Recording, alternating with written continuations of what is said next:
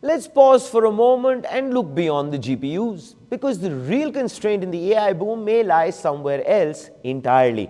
Much of the conversation is focused on NVIDIA's processors, but a contest is unfolding around the memory systems that keep those very chips running. US semiconductor giant Micron has just made a major move in Taiwan, aiming to strengthen its position in that very market. This, ladies and gentlemen, is Front Page by the AIM network.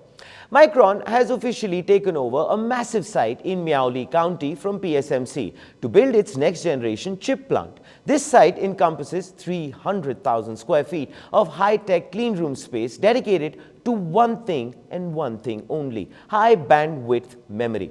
And here is where it actually gets interesting. Every time you prompt ChatGPT or Gemini, you aren't just using a processor. You are pulling data through HBM. So let's just think of HBM as the express lane that sits right beside the AI chip, feeding it a constant stream of data at extraordinary speed. Without it, even the most powerful processors from NVIDIA or AMD slow down dramatically. It's a bit like a Formula One car, forced to run on a narrow village road. The machine may be built for speed, but the road simply won't let it move.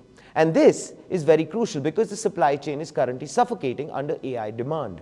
Micron is expanding its presence at this site. The plan includes building a second fab there by 2026, and by 2028, the facility is expected to produce the silicon that will support the next generation of data centers.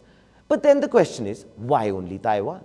The answer to that is the infrastructure and talent which one can't find anywhere else on the planet. Micron is deepening its investment in a region that already hosts its large Taichung campus. The expansion brings more of the production chain into one place, creating a tightly integrated manufacturing hub. But the real story is the sheer scale of the gamble Micron is taking. NVIDIA CEO Jensen Huang believes companies could spend as much as $4 trillion on AI infrastructure by the end of this decade, and a significant share of that investment is likely to go into the memory systems that keep those machines running. But then, here is something to wonder about. Is this expansion quick enough to beat out rivals like SK Hynix and Samsung?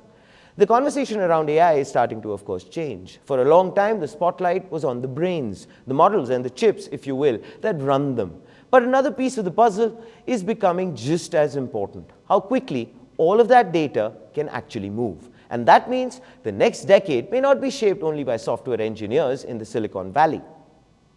And here, of course, is the front page take.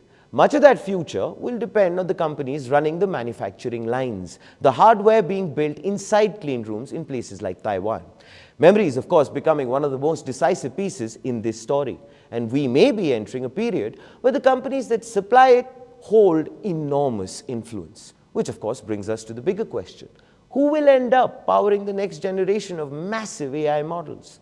Please do let us know in the comments below. This, ladies and gentlemen, is Front Page by the AIM network. Like, share, subscribe, and always remember, think AI, think AIM.